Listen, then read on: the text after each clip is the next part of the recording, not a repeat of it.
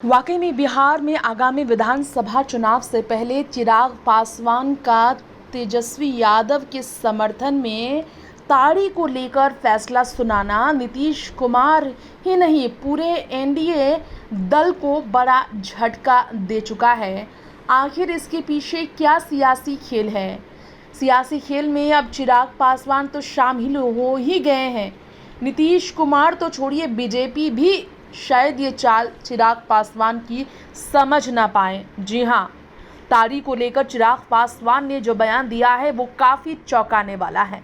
ताड़ी को लेकर चिराग पासवान का बयान बहुत ही चौंकाने वाला है।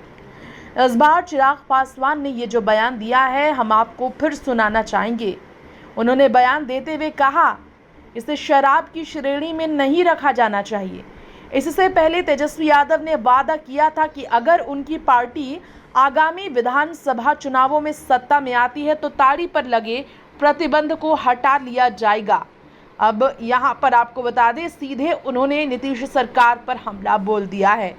एनडीए के साथ रहने के बावजूद बिहार में एनडीए के साथ नहीं है चिराग, की साबित कर बैठे हैं। मोदी का खुद को हनुमान कहने वाले चिराग केंद्र में मोदी सरकार के मंत्रिमंडल का हिस्सा ज़रूर है, केंद्रीय मंत्री ज़रूर है, लेकिन बिहार में उनकी प्राथमिकताएं बिहारियों को लेकर ऐसी है जिससे वो एनडीए के साथ खड़े नज़र नहीं आ रहे हैं।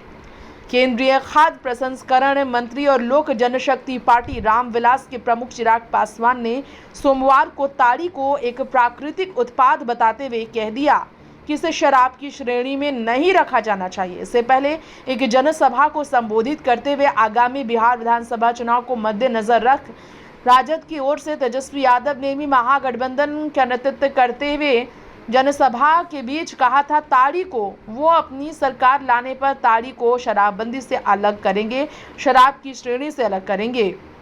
अब आप बता दें कि बिहार में शराब प्रतिबंध है और उनका यह बयान ऐसे वक्त पर आया है जब बिहार में शराबबंदी को लेकर राजनीतिक बयानबाजी तेज है और तेजस्वी जिस सरकार के खिलाफ नारे लगा रहे हैं उस सरकार के खिलाफ अब चिराग का भी ये बयान कहीं ना कहीं दर्शाता है कि महागठबंधन की तरफ उनका झुकाव अगर बिहार में होता है तो ये उनके लिए चुनौतीपूर्ण हो ना हो, मोदी सरकार को बड़ा झटका दे सकता है। विपक्ष के नेता और राष्ट्रीय जनता दल आरजेडी के उप मुख्यमंत्री पद के उम्मीदवार तेजस्वी ने रविवार को ये वादा किया था कि अगर उनकी पार्टी आगामी विधानसभा चुनाव में सत्ता में आती है तो ताड़ी पर लगे प्रतिबंध निश्चित रूप से हटाए जाएंगे। इसके तुरंत बाद एक हफ्ते भी नहीं गुजरा, चिराग पासवान ने पत्रकारों से बातचीत करते हुए कहा है कि मैंने कई बार कहा है कि राष्ट्रीय जनतांत्रिक गठबंधन के सहयोगी के तौर पर मेरी पार्टी राज्य सरकार का समर्थन करती है, लेकिन हम यहाँ शासन का हिस्सा नहीं हैं। मैं ये निश्चित रूप से मानता हूँ कि ताड़ी एक प्राकृतिक उत्पाद है और इसे शराब नहीं माना जाना चाहिए। ताड़ी का व्यवसाय राज्य में परंपरागत रूप से पासवान समुदाय से जुड़ा हुआ है। ये उन्होंने अपने पारिवारिक रिश्ते पर बात कर दी है, भावनाओं की बात की है। उनका कहना है ताड़ी का व्यवसाय राज्य में परंपरागत रूप से उनके पासवान समुदाय से ही जुड़ा है। इसे लेकर चिराग पासवान ने आगे ये कहा कि ये राज्य में पारंपरिक रूप से पासवान समुदाय से जुड़ा रहा है, सालों नहीं सदियों से यह समुदाय पीढ़ियों से इस काम में संलग्न है। उन्होंने ये भी कहा कि शराबबंदी के कारण इस समुदाय को भारी आर्थिक संकट का सामना करना पड़ रहा है, क्योंकि ताड़ी उनके लिए आजीविका का प्रमुख साधन था। तेजस्वी ने इस मुद्दे पर आगे चर्चा में ये भी कहा कि शराबबंदी कानून ने खासकर पासी समुदाय को प्रभावित किया है, जिनका मुख्य स्रोत आय ताड़ी निकालने का काम है। यादव ने इससे पहले तेजस्वी यादव ने कहा था कि आयोजित पासी समुदाय के सम्मेलन में कहा कि इस समुदाय के पास आजीविका के अन्य साधन या कृषि भूमि नहीं है, इसलिए ताड़ी निकालने की प्रथा को बढ़ावा देने के लिए प्रतिबंध हटाना निश्चित रूप से ज़रूरी है इस समुदाय के लिए काम करने को लेकर। अब यहाँ आपको बता दें, इससे पहले चिराग ने जो तेजस्वी के इस बयान का समर्थन किया है, उन्होंने इससे पहले भी कई ऐसे बयान दिए जिस पर ज़रूर चर्चा होनी चाहिए। खुद को बिहार फर्स्ट, बिहारी फर्स्ट कहने वाले चिराग पासवान इस बार बिहार प्रेम के पीछे सियासी मंशा जग जाहिर तो कर ही चुके हैं कि इस बार नहीं लेकिन आगामी बिहार विधानसभा चुनाव तक वो निश्चित बिहार में अपनी राजनीति को आगे बढ़ाना चाहेंगे, क्योंकि बिहार के लोगों के लिए कुछ करना उनकी पहली प्राथमिकताएं हमेशा रही है। ऐसे में चिराग के जीजा और उनकी पार्टी के सांसद ने इशारों में बताया कि चिराग पासवान बिहार में चुनावी मैदान में उतर भी सकते हैं। जी हां, चिराग बिहार में मुख्यमंत्री पद की रेस में शामिल बताए जा रहे हैं। कई सर्वे में भी चिराग को पसंदीदा सीएम फेस के तौर पर 5 लोगों में शामिल किया गया, जिसमें तेजस्वी, प्रशांत किशोर और नीतीश कुमार से लेकर सम्राट चौधरी भी शामिल हैं।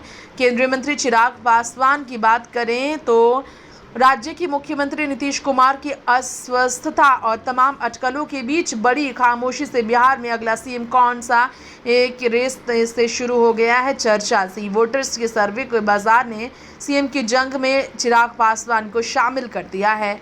अच्छे तरीके से चिराग भी जानते हैं कि बिहार में युवा नेतृत्व की राजनीति चरम पर है। ऐसे में एनडीए की तरफ से अगर युवा चेहरा चिराग को बनाया जाता है तो निश्चित तौर पर पूरी तरह से राजनीति उलट हो सकती है, क्योंकि तेजस्वी ही मुख्य चेहरा महागठबंधन में अब तक महागठबंधन में बने हैं, भले इस पर मुहर न लगी हो। चिराग पासवान को अंतिम पायदान पर जगह देती है सी वोटेक के सर्वे के मुताबिक महा एनडीए की सरकार या फिर कुछ और करती है, सोचनीय विषय होगा।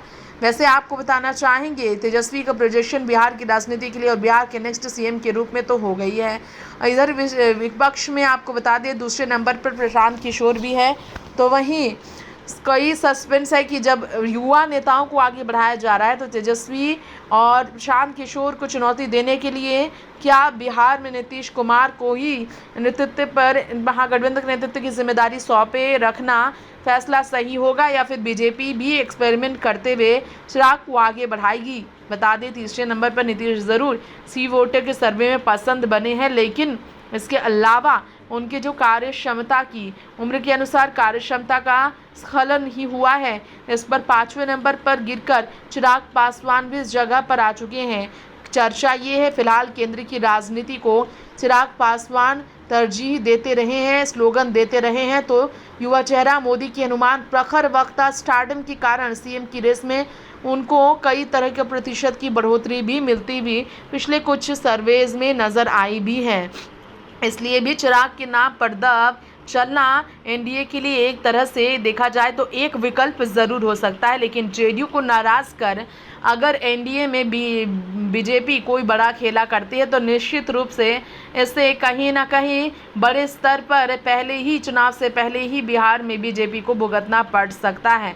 इसलिए महाराष्ट्र या फिर दिल्ली वाला खेला बीजेपी कर सकती है चुनाव तक, चुनाव के बाद किसी और के साथ खेला करते हुए, जैसे कि रेखा गुप्ता को बनाया गया सीएम, जैसे देवेंद्र फडणवीस को बनाया गया, लेकिन इससे पहले उनके नेतृत्व पर चुनाव नहीं लड़ा गया। ऐसा चिराग के साथ भी हो सकता है नीतीश की जगह पर।